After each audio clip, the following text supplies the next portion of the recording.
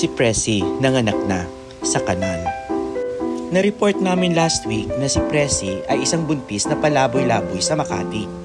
May nakakita sa kanya na maliit na ang tiyan at naghahanap ng makakain.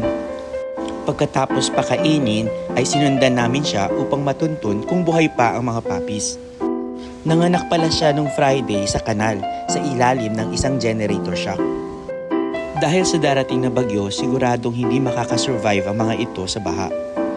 Kaya't nagpatulong kami na kunin ang mga tuta sa kanal. Sobrang sikip sa ilalim. Naipit pa si Presi sa paghahanap ng kanyang mga anak. At doon na namin nalaman na isa na ang patay.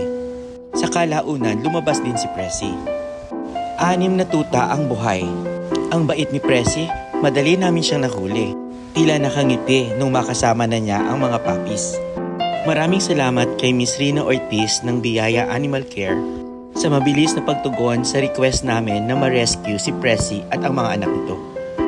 Tulungan niyo kami na mapa-adapt ang mga tuta.